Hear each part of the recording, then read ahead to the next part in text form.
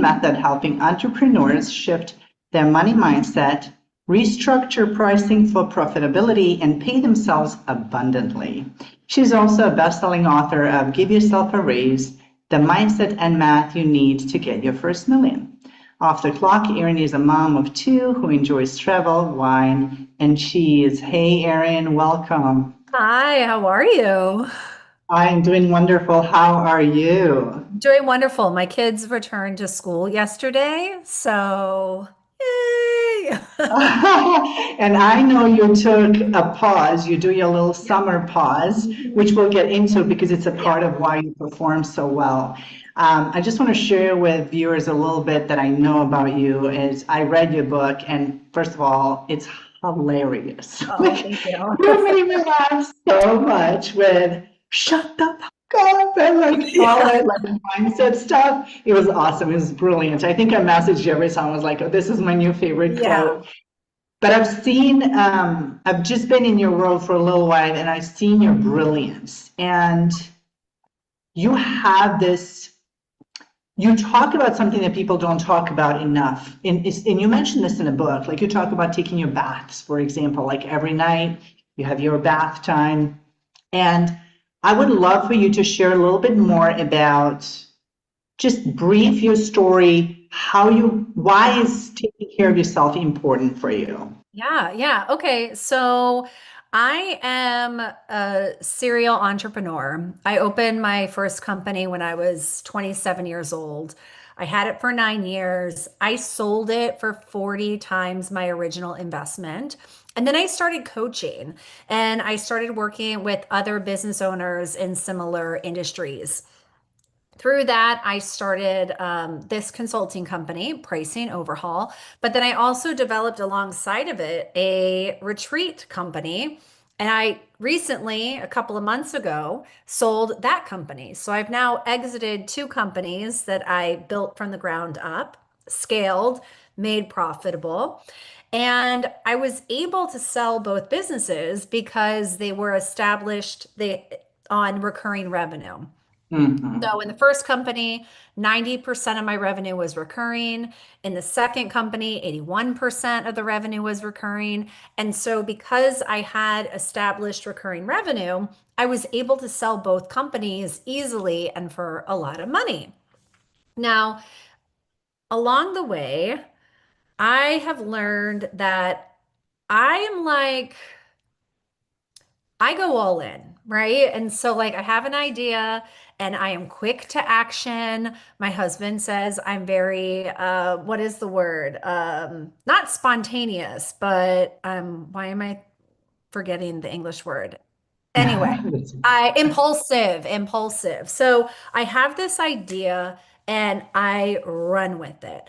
And I think that that has really led to my success because I have unwavering belief in anything that I want to build or achieve, I can do it and it will be successful. But with that comes this tendency to be all in and to go full speed and not not taking breaks. And when I owned my first company, I lived that way, I functioned that way, and it landed me in the hospital. And I was very, very, very sick.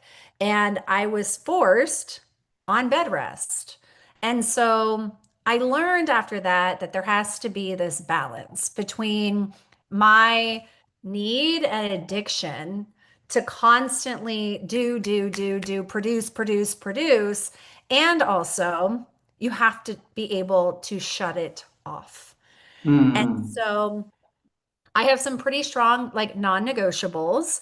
I walk 10,000 steps every morning. It is a non-negotiable. It is what I do before I log into work. Like that is a non-negotiable. And the other non-negotiable is I have to take a bath every night, like 30 to 45 minutes. I need to decompress. I need to, like, those are two non-negotiables for me in Right. order for me Yeah. just to function. Right. And I love you mentioned that in your book too, when you talk about like some people don't consider these essentials. And in my family, this is essential, right? And Yeah. I think that that's a very important message for women because it's so easy to just get involved fully, right? Like it's, at least it is for me as well. Like I just Yeah. go and it's like, that's all I see, that's all I breathe, that's all I think, like nothing else matters. And Mhm. I think it's so important to talk about that to women because, and we have similarity in our stories. You had your Pilates studio when you got sick, and I was running my fitness studio when my Okay. thyroid went to crap and all of that. Yeah. It's like I was at my worst when I was Yeah. in fitness, and you were in on bed rest when you were Yeah. in. If I remember correctly from your book, you had babies at that point as Yeah. well. I had Yeah, two babies under the age of two. Like my oldest daughter wasn't even two yet. I was yeah, released from the hospital on her second birthday. And then I had a 7-month-old at the time. yeah, So it was yeah. like, That is. I remember reading that and yeah, going like, I crashed BC before child, but yeah. like you had babies. I don't even want to know what that went through. But I want to ask you a very important question, what I consider very important. Did you at that time have the mindset of a hustler, of a go-getter? Did you at the time not see that you have to stop and pause? Yeah, and then before, always, and still, I am a hustler. Like it's just my nature. And I grew up in the theater. So my parents were theater professionals. So I grew up on stage, backstage. I did a TV show when I was a kid. I was a musical theater major. And the number one rule in theater is the show must go on. And that is like this, that is a theme of my life. And I look at my parents who were very successful in their careers in professional theater, and I've never met two people who are harder workers because the show must go on despite whatever else is happening. Curtain has to rise. And so Yes. I think that I have taken that with me in everything that I've done. And everything that I've done really well and I've been successful at. So it has served its purpose. It definitely serves me well until it doesn't. And Yes. And, and and, then and I'm that's, like, that's so okay. important.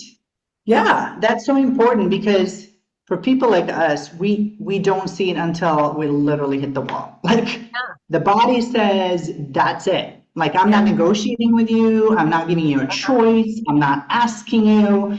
I'm telling you, this is it. Yeah. And that's why to me, everything I do is to talk to women about high performance because I found that there's this, bro culture, like go, go, go, and every advice is for men who run on a 24-hour cycle. And Right. then the other advice is for women who are like, slow down and talk about your nervous system. And there's nothing wrong with Yeah. that for those women where it works for them. But for women like us, it's like, I need my speed. Like that's what Yeah. energizes me. Yeah. Like that's the Yeah. core of who I am. What I need to learn is how to implement things Yeah. in recovery. And I usually tell my clients, like, it's like an athlete, right? Like they train really hard, but Yeah. everything they do in the recovery is to make the training even better, right? Yeah. But we don't see that when we're running a business because, especially in the beginning of the business, right? Like I'm doing everything, I'm running all of the things, and I Yeah. got energy because I'm high on adrenaline, I'm Yeah. excited until the body says no. Well, and then also, I think that because women also have the invisible workload that we all know, especially if you are a mother, there is your work and at work, right? In your career, your profession, and then you have work at home. And Yeah, typically, women have this ridiculous full-time invisible workload. Now, and so we get into this pattern of even our off time, we are still producing. yeah, We are still having to make things happen inside our personal family lives. yeah, And really trying to shift away from you don't have to produce every hour of every day. Like we are not here just to produce. We can Yeah. have moments of just being. And in that just being, all of these great ideas come up. Yes. I Yeah. I heard that saying, we're beings, not doings. And that really hit me. Like, Yeah. oh, because I'm always doing, right? And you're Uh-huh. absolutely right about, generally speaking, about most women and the things that we have to do. And that is, it's called the invisible workload. Like nobody Yeah. sees it, but it's all the little details. I read recently that an average entrepreneur makes 33 to 35,000 decisions a day. And I was like, I mean, I knew it was a lot, but it is. It's the little tiny Yeah. stuff, which is why optimizing your brain and your body has to come along. Like it has Yeah. to be a part of it. Well, and it's So, interesting because I often say, I can't tell you how many times a day I say, I have decision fatigue, mostly at night after, work is said right. and done. Kids are home from school, after school activities, all the things. And then my husband wants to ask me about our home renovation and our remodel. And I'm like, "Ah, I don't know. I have decision fatigue. Can I just let you make that call?" Like, Yeah. Yes. So for me, it's mornings. I'm a night owl and my brain operates past the morning. And my son is the same way. My husband is completely the opposite. So literally this morning, I just got up, it's like 9 a.m. And he just asked me a question about some bill. And I was like, are you seriously asking me that at 9 o'clock in the morning? I have no idea what's going on right now. we are on So complete yeah, opposite ends. I'm up at 5:30 a.m. naturally. I'm most creative between 6 and 9 a.m. Like that is for me. And by 7 o'clock at night, I am cooked. I am that's done. my I want to husband. be asleep in bed by 9, like done. That's my husband. I'm the opposite. And this is also important because this is where it's not a cookie cutter thing. Like every woman needs to know where her energy is the highest, where it's the lowest, and then organize and shape the day Yeah. accordingly. What's interesting though is you're doing your 10,000 step in the morning. So you do that first before you even get into Yeah. your creative mode. Well, I actually do my creative mode at the same time I'm moving because for me, Got it. movement is very Yes. like that's when my energy is flowing and that's Yes. when I'm most creative. So, Yes. I mean, now that the kids are back in school, my walk is happening right after I take them to school, right? So I take them Right. to school, I drop them off, I come home, I go straight into either my walk or I do Pilates, or I work out with a personal trainer. But while I'm walking, that is when I am hit with all of these ideas. One, it's discernment. Which ideas are worth moving forward on, and which ones are just like, okay, let's let that one go. But I voice my ideas into Chat GPT. And I'm writing while I am out walking, or I'm like, okay, note this. I want to write a piece on this, da da da da da da da, or whatever. And so my movement is my creativity. Yes. So you obviously had the moment of having to go to a hospital and be in bed rest when you were Yeah. like, something's got to give. But you were obviously trying to make the business work, trying to, be a new mom, doing all the things, which I know birthed also pricing overhaul, right? Because that was your story. Like that's where Yeah. you were like, I need to set my prices differently. With that said, how has taking care of yourself influenced your business or businesses? Oh, I mean, it's just your business is only as evolved and as strong as you are as the owner.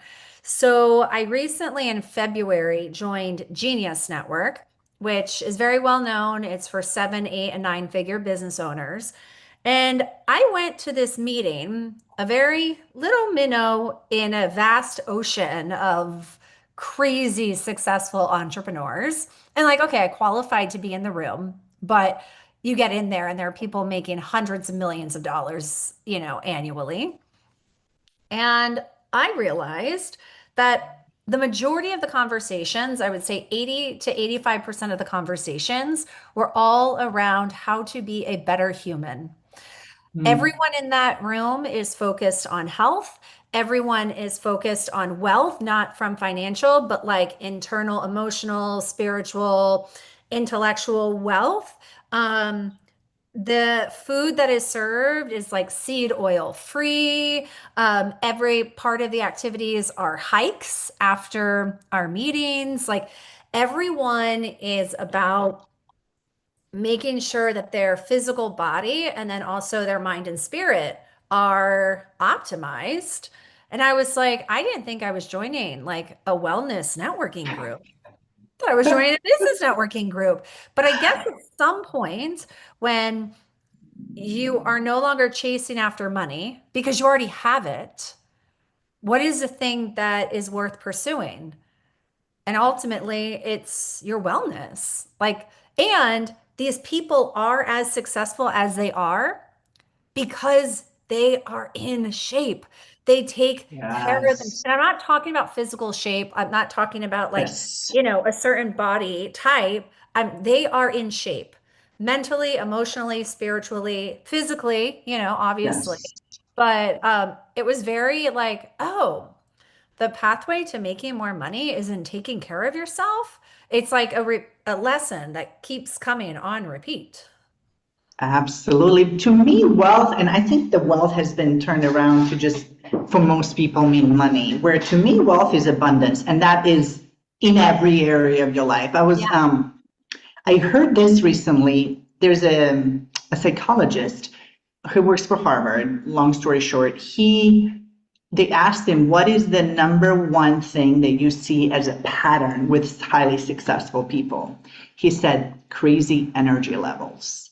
And you Yeah. don't get crazy energy levels if you don't optimize the way you function as a Yeah. human being. Yeah. Because, I tell this to people all the time, like, you complain that gas prices are high, but you'll still pay it to put good gas in your car. Why are you putting crap in your body? Like you cannot take Right? care of a car as a vehicle and not take care of this as a Yeah. vehicle because I mean, our brain is so sensitive to fatigue, to sugar, to alcohol, to all the things. And Yeah. it's like your little walk in the morning. Someone can take the same walk and they may lack the ideas and decisions because they didn't take care of Yeah. themselves the night prior or they Yeah. didn't sleep well or whatever. Well, Yeah. and I would say, like, for me, I go to bed very early. Like, I'll add one other thing to my non-negotiable list is sleep. Yeah. I have to sleep. I have always been this way. I am a horrendous bitch if I do not sleep. Like I am not I'm not a pleasant version of Yeah. myself. And so like I need to go to bed at 9. Like that is what I need to do.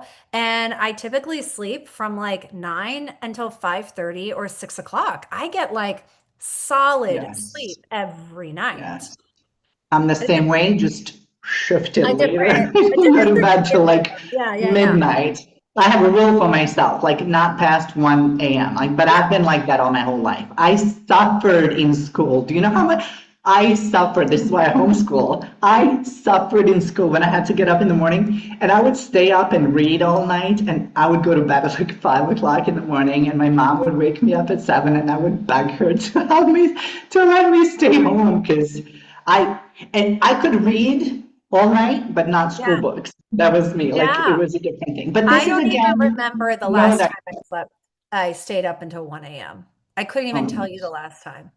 I couldn't tell the last time I went to. I could go to bed at 9. That's not a problem. I just won't fall asleep. Like there's no. Yeah, And yeah. my kid, the same way. And I'm Same way. thankful that he's the same way because God Yeah. forbid he would wake up at 6 o'clock in the morning. I wouldn't know what to do with it. Yeah. But my husband is on a completely opposite schedule. But this is again why working with what there are certain things in the body that we cannot win over biology. Like you said, Yeah. sleep, movement, food, what I call fuel. It's like you cannot make shortcuts there. You just can't. Right. So what would you tell a woman who's listening to this and she's like, Well, it's easy for you to say, Erin, now you made all the money and you're not like, working all the hours. Like, what would you say to someone who's saying she doesn't have time because she's running a business, maybe mid stages, early stages, or growth stages? Yeah, so I mean, I've run businesses in early stages. I've started and founded 3 companies and have sold 2 of them, you know? So I know what that's like. It really is, even when I ended up in the hospital, 2 babies under the age of 2, owned a studio, was a Pilates teacher trainer and a regional director for an international Pilates certification program. I had to find the time. I had to. The truth is, we do have the time. It's just we are allocating our time resources to things that do not provide an ROI. If we looked at our cell phones and we looked at our screen time, you can very easily see, oh, you have spent X amount of time. For most people, it's hours on social media today. Imagine if you condensed that time, not in the little blocks that every time you went to social media and opened it up, but imagine you condensed that time and you reallocated that chunk of time to a bath, to a walk, to going to bed 45 minutes sooner. I actually have this, have you heard of it? It's called Brick, Oh, where, no. okay, so you can brick your phone where it's a physical, Yes, yes, you tap your yes. phone on it and you have to put it somewhere inconvenient. Like it has to be put, upstairs in your laundry room or something, so that in the middle of the day when you're doing whatever you're doing and you're want to go on your phone to doom scroll on social media, you can't physically do it until you go up, you take your phone and you physically tap it on the brick to unlock it. And I have this and it's a game changer. Yeah, see, Yeah. I teach my clients to get the app blocking app. It's literally apps that block Yeah, certain yeah, yeah. apps, or log out of social media when you're done, so that when you get there and you're like trying to log in, it's like you wake up and you're like, oh, The why am I even problem with on this? the problem with those and why I ended up going this route is because I've done all of those and I know how to override. Yeah, I had to find, I used an app blocking app, and I had to find one that I didn't even want to learn how it works, so I Yeah, yeah. couldn't figure it out. And I have finally, in the last few months, worked so much on myself because I was like determined to conquer it Yeah. personally. I have finally worked on it, and I can still catch dopamine Uh-huh. chase. Yeah, yeah, yeah. Like I'm so Yeah. like highly aware of myself, and then I'll stop myself. But for a long time, I had the blocking app, and exactly after a while, I would change to another one that Yeah. I don't know how to unlock. Yeah. Yeah. The Oh, thing about it's this, serious, and you're right. It takes up hours. I think every Sunday, the most phones give people yeah, updates. I know yeah, I they're have a updating. client who Uh-huh. told me that, and she was like, "Oh my God, I didn't even realize this was happening." It's like, Yeah. okay, cool. You can also, while you still have the dopamine high, you can like go for a walk and listen to something or change it up so that you So, get the high from a podcast or a YouTube or yeah, something. I'm actually going to show you something. I'm going to see if, so I'm going to take you off my dock if it's okay. Yeah. And okay, so right here is my office. So right here, I've got like a walking pad that I have tucked away. You Uh-huh. can see it. And then Yep. I have this like portable desk right here. Uh-huh. So you can also like, and they're tucked away. I don't have like this gigantic treadmill, but I can very easily just pull the walking pad out, pull that desk up, and I can like walk. So like if there are, days where I can't get out or can't do something, or if it's raining or whatever, I can at least still be on calls with clients on my walking pad. And Yeah. yeah, Yeah. so that's helpful. There, as the saying goes, and it's cliche, but it's true, when there's a will, there's a way. There literally is always a way. And I know one thing I do want to address, because we're both from health background is people think that it's easy for people like us. Like, Mm. I want people to know how many times we don't feel like working out. Right. Oh Like, my God, constantly. right? But you made it a non-negotiable. Like for me, it's the same thing. I have a little home gym, and I made it a non-negotiable to Yeah. go in there at a certain time. And I don't question, do I work out? Do I feel like it? I go, and then I determine based on my Yeah. energy levels what I need to do. And Yeah. you took it even further. You have all the equipment there. You go on a morning walk, you have a trainer, and you still do Pilates, right? Yeah, yeah. I actually just recently returned to Pilates after years. So I sold my studio 8 years ago and then I like fell out of the practice. And then I recently returned and I'm practicing 2 to 3 times per week. Interesting, because after I sold my studio, I didn't lift weights for a while either. I think I you're had just my like kid, mentally and burned out and you're just I like, think I so. need to Yeah, completely detach. just not have anything to do with it. I'm still not back at the gym, and I'll tell you, like my identity has completely shifted as well. I had a fitness studio, but I would work out at a local gym. Like I had to like mentally get away I from. paid another Yeah, studio to do private sessions at their yeah. studio because I had to get out of my physical space. Yes, yes, yes. I did the same thing. I would work Yeah. out at the gym, and I don't think I'll ever be at the gym anymore. It changed. My personality has shifted. Like obviously, I'm building muscle. I have my little home gym, but I can't do. It's like there was a shift within me. So Yeah. yes, Yeah. again, it's interesting because seasons shift too. Yeah. So speaking of seasons, what is something that you've learned about your body in this season that you Oh. wish that you knew 10, 20 years earlier? That 10 or 20 years ago when I thought I was fat, I wasn't. I mean, is that We terrible? all have that. Is that terrible to say? I'm like, oh my God, I have always, because I was a dancer, I've always had body dysmorphic disorder, and I always thought that I was bigger than I was. And I look back at pictures. I mean, I had an eating disorder when I was in my teens, and I look back and I'm like, girl, you look good. Even, like I think that is definitely, That's but a big one. I was a big one. But I also did like, I did some crazy intense stuff. I was a ballet dancer, so I was on point. I've had 2 reconstructive foot and ankle surgeries thanks to it. Um, I was a marathon runner, so my hips and my back are, what's the nice way to say it? They're They're sending you particular. a bill. Yeah, yeah, they're a little cranky. They're a little fussy. And I mean, I guess in your younger years when nothing hurts and you push yourself because that's the fun of it. But now I'm kind of like, I wish I didn't push myself as much. You know? Yeah. Yeah.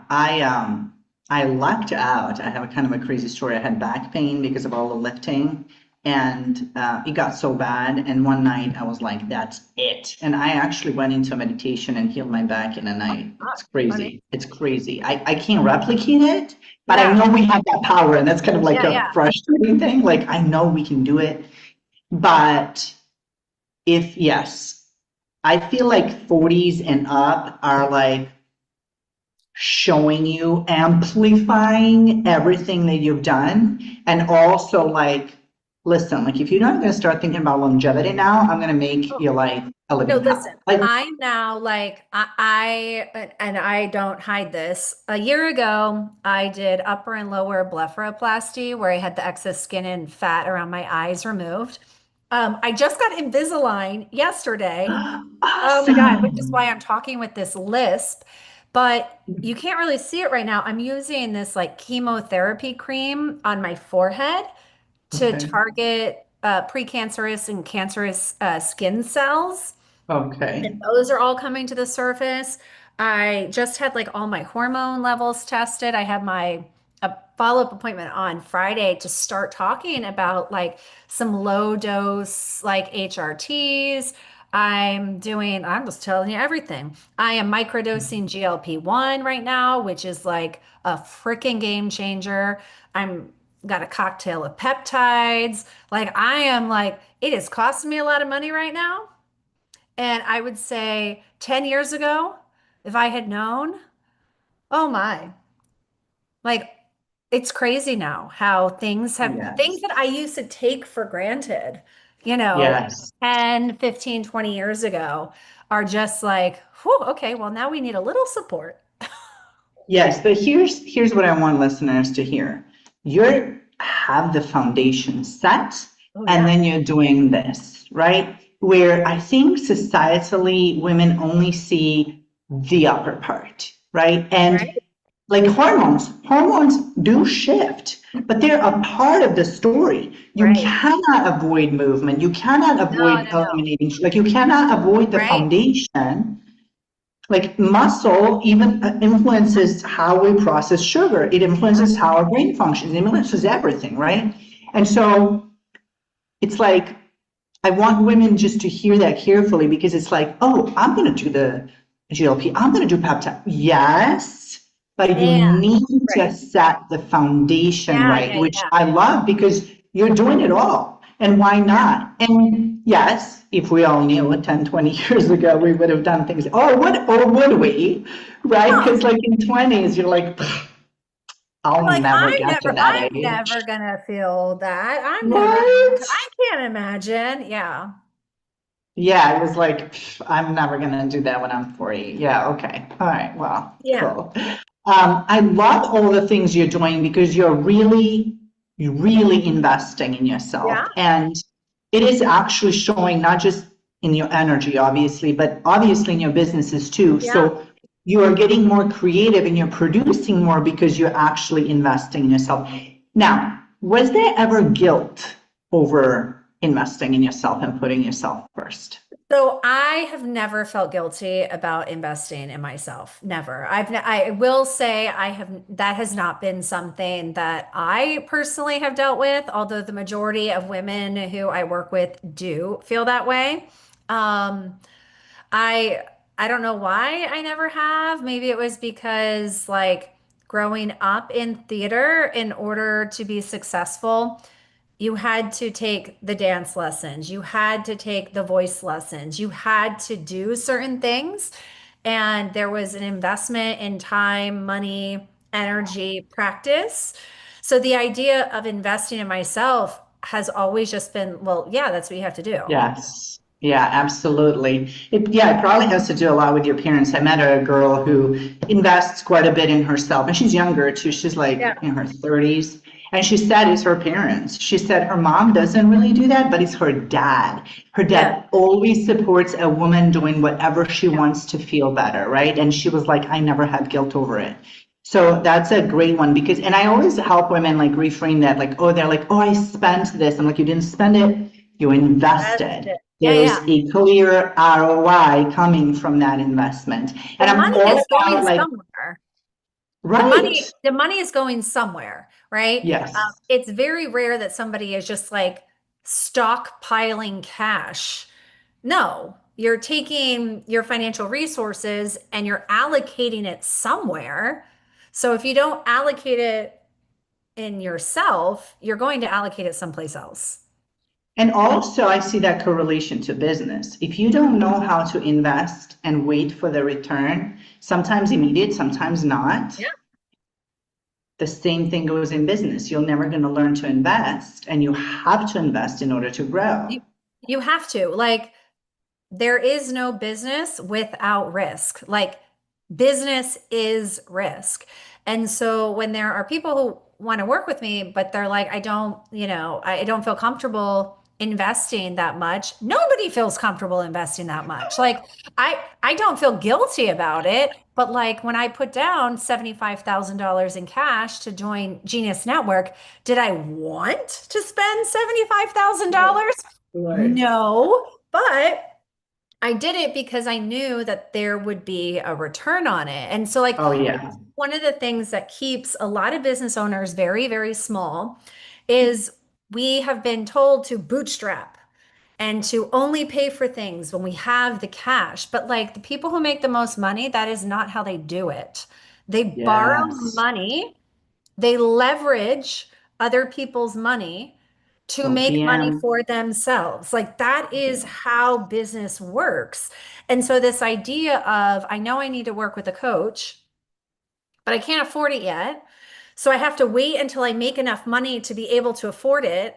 You'll never make the money. Like you'll no, never do women it. did this when I was in fitness. They were like, well, I'm going to go to the gym down the road to start it. And I'm like, that's never going to happen. You It's never had going to that gym happen. there for 20 years, Yeah. right? And I'm here to help you from day one. And it kind of correlates to actually what you talk about, which is pricing overhaul, how to Yeah. structure your prices properly, right? Because it's the same mentality, right? Like, I don't want to spend, right? It's the scarcity mindset. Just like pricing overhaul is like, put the price on based on what you needed, not based on what other people had it, not Right. based on Right. what you dreamt about, not Right. just put the price mathematically calculated that you need to have, Yeah. and then you can have more. And I think, again, this is what we talked about is as you grow, your business grows, as you evolve, your business evolves. That's why you cannot separate health and Right. wealth, because if you're in a scarcity mindset about your health, you're going to be scarcity Yeah. mindset about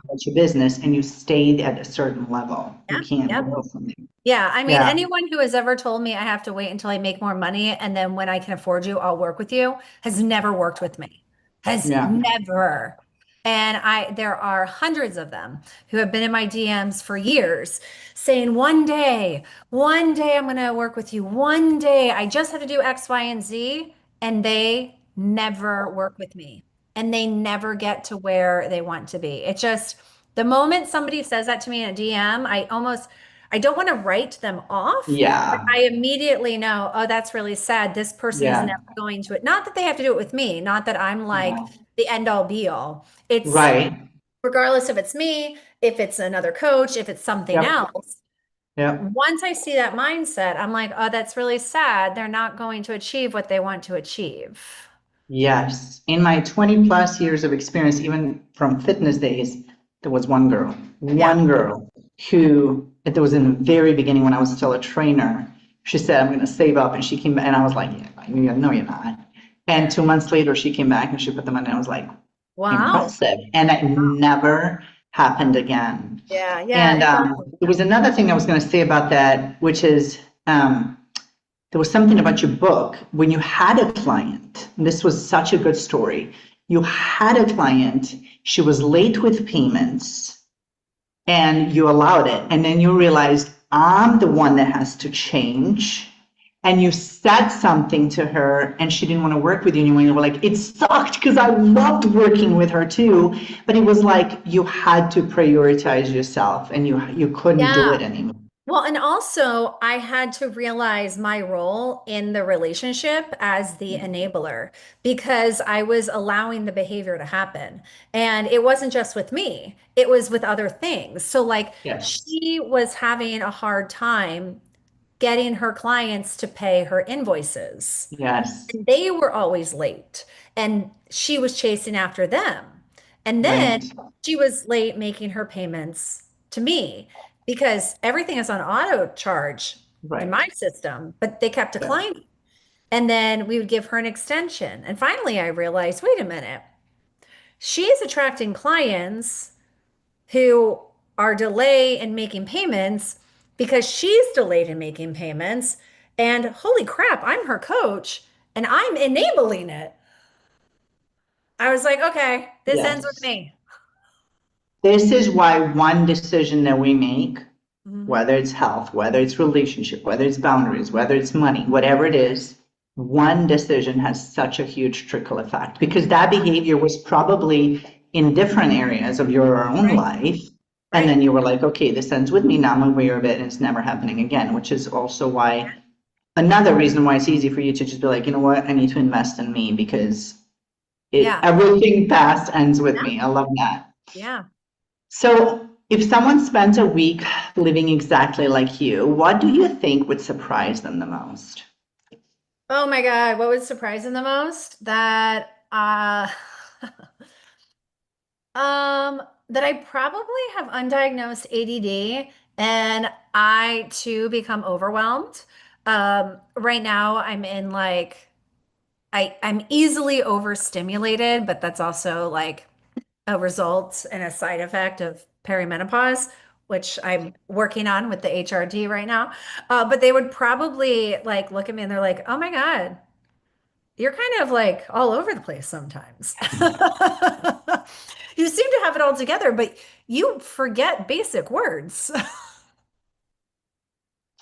I believe that if you ADHD is almost a prerequisite for entrepreneurs, and if Yeah. it's not a prerequisite, you will develop it. Like I I, don't think you can go without it. it's so funny because when I joined Genius Network, among many discoveries, I'm sitting in this room and I'm like, this is a room filled with ADD.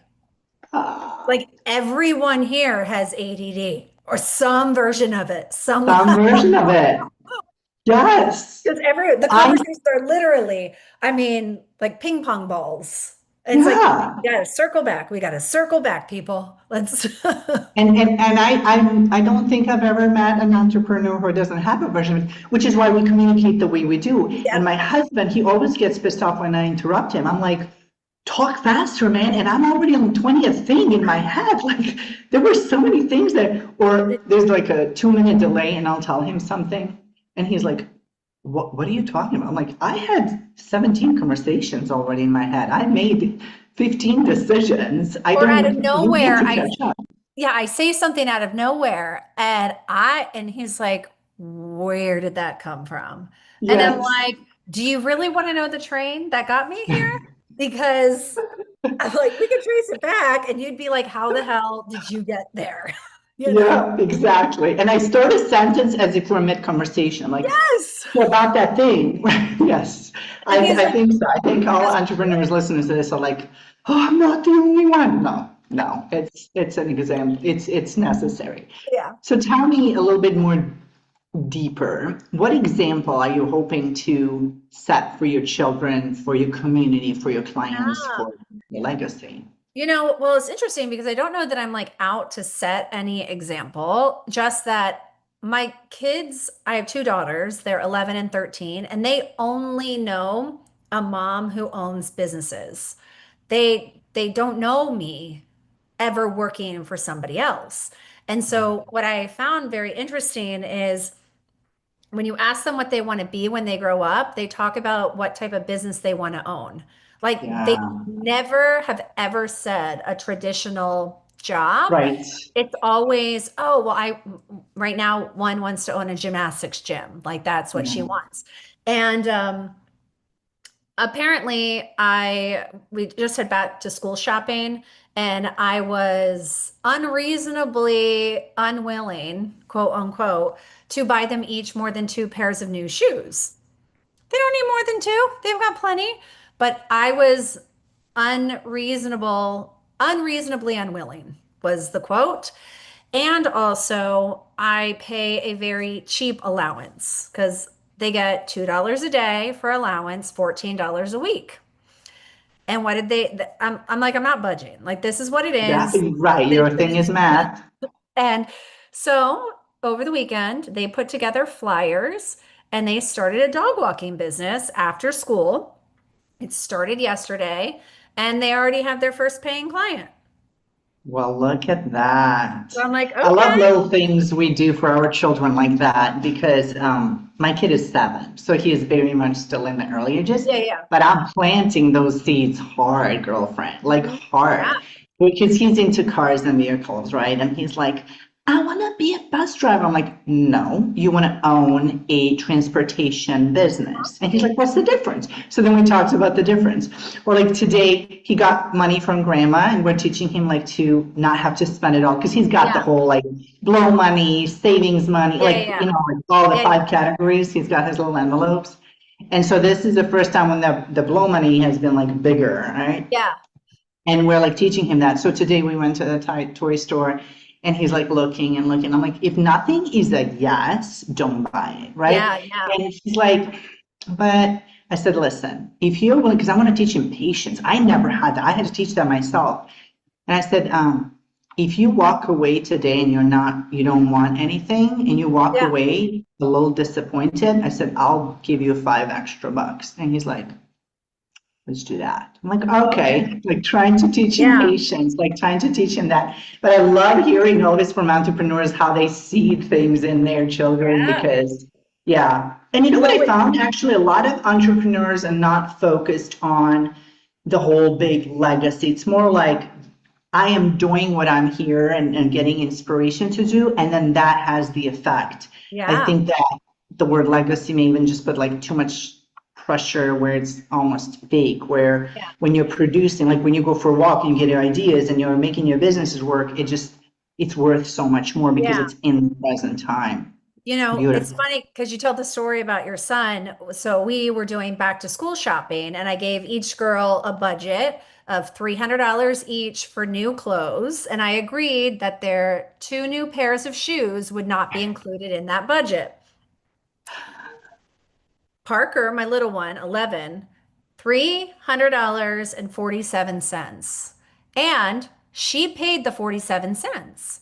And then my older one, Stevie, still had money in her budget. And Parker came shopping with us, and there were things that she wanted. And she paid for them with her own money.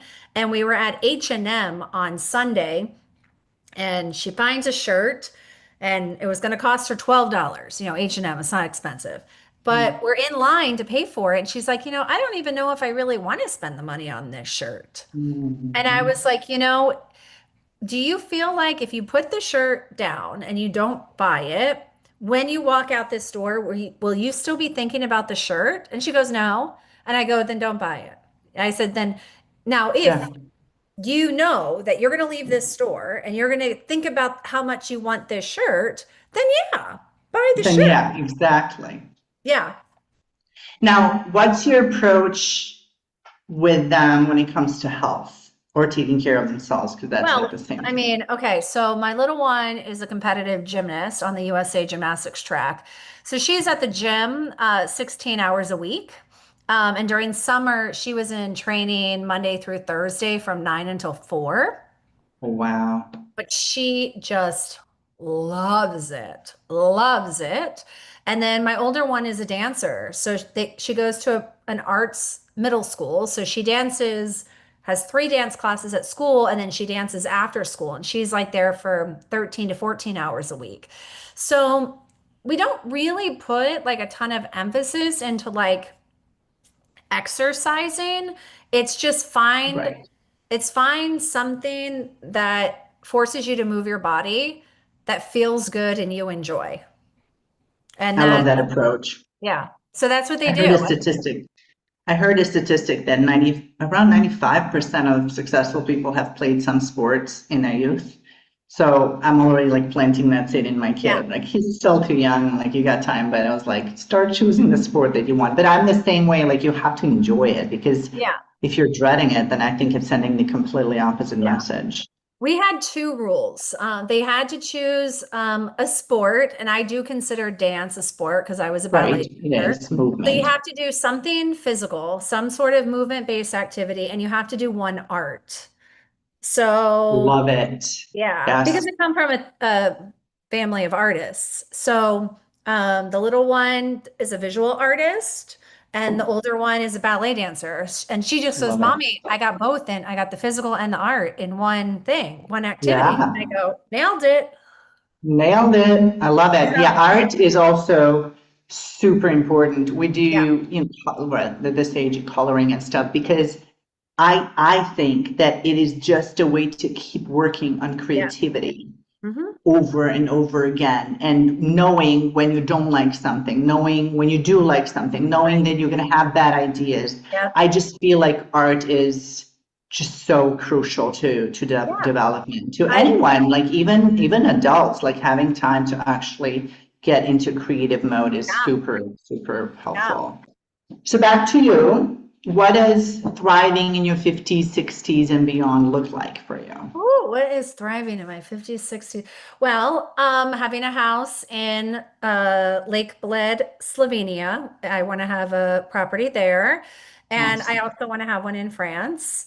Um, that right now, those are like the major, just continuing to travel. I feel like it's so hard for me to say what does thriving look like at 50, 60, and 70 because I feel like in my 40s, I'm already thriving. So I'm like, if I could just have more of this, and if I can Right. continue having this, that is great.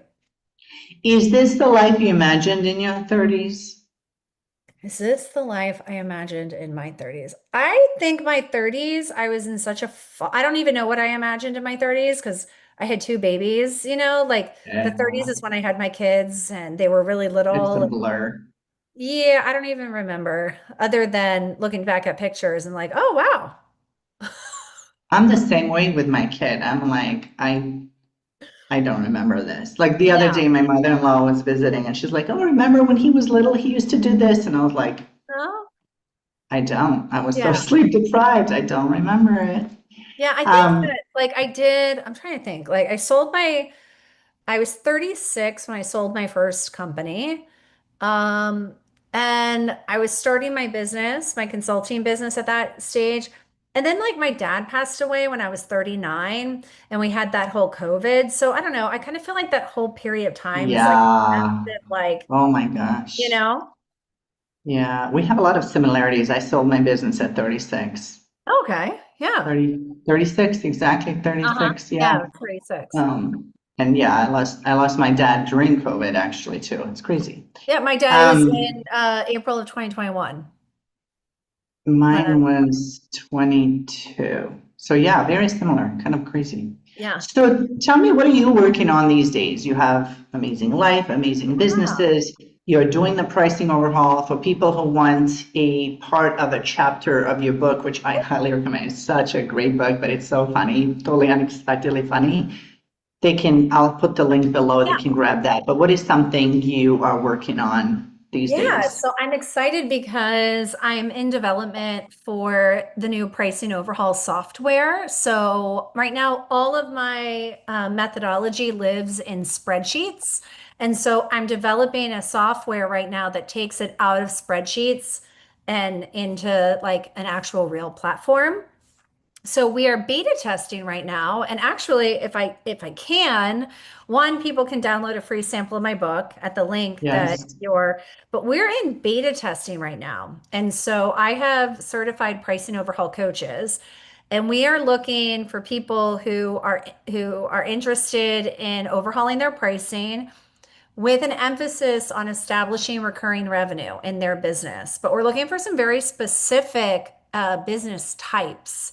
We're looking for like lawyers, accountants, bookkeepers, therapists, coaches, chiropractors, acupuncturists, like web developers, social media agencies, massage therapists, copywriters, anyone like outside of the boutique fitness industry. We have like plenty of beta testing on that. But if anyone watching has one of these types of businesses or something similar and is interested in being a beta tester, we are bringing on beta testers for a 4-week pricing overhaul for like hardly anything. It's like 22.22. That's it. And just give a little insight of why is pricing overhaul important for people, because I Yeah. don't think we touched up enough on that. Okay, so pricing overhaul is a methodology that helps you establish 50 to 70% of your revenue from recurring revenue sources, meaning every single month you have a guaranteed amount of cash coming into your business. It's important because it stabilizes cash flow. It helps increase client retention. So you're not having to focus on funneling leads in all the time. Your clients get better results because they're more consistently working with you.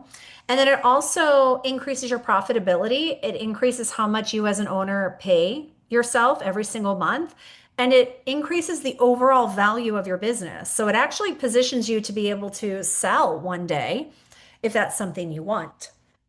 And One so, yeah, key thing that I would add to that is when it comes to pricing overhaul, when it comes to work you do, I should say, yeah, is you're teaching people to put the prices on based on value and based on their business yeah, rather than what everybody else in the industry is yeah, doing. So you're helping people put the right numbers in the right order to see it as a business. Now, I'm as a coach, coach running a business, and Yeah. these are the structures that I need to put in my business. So it's not just, hey, let's raise the prices. It's actually, there's a whole math and involved Yeah. in it to help people understand why that's important and how to actually set the right numbers. I just Yeah, wanted to it's not clarify that. arbitrary. It's not like you're arbitrarily just pulling numbers out of the air that feel good or looking at your competitor and saying, well, I'm going to charge a little bit more or a little bit less. It's literally breaking down every single penny in your business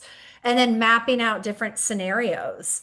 And if this is the scenario you want, meaning this is how much you want to pay yourself, this is what you want your profit margin to be, this is how many hours you want to work, then you have to charge this amount because Yeah. otherwise it's mathematically impossible to achieve that scenario. Yeah, yeah. I think that's the key because when I grabbed your book, I mean, I loved getting the sample. That's how I saw your post on LinkedIn and I grabbed the sample and I was like, let me read it. And I just had to increase my prices. And there's always that mindset, like, am I doing the right thing? And it was like Yeah, right on point. And I love that your book addressed the mindset behind it because it's such an important piece. It's yeah, not just random throwing numbers at yeah. the screen. Cool. Thank you for being an amazing guest, Erin. This was a pleasure. We will put all the links, send me the link for the beta testing as well. Okay, We'll cool. include all of that. So viewers, you guys can have that in the links below. And in every clip that you see from this shorter clips, it will take you to the longer video and you can get the clips there as well. Thank you, Erin, once again. And thank you for watching, guys. We'll see you next time.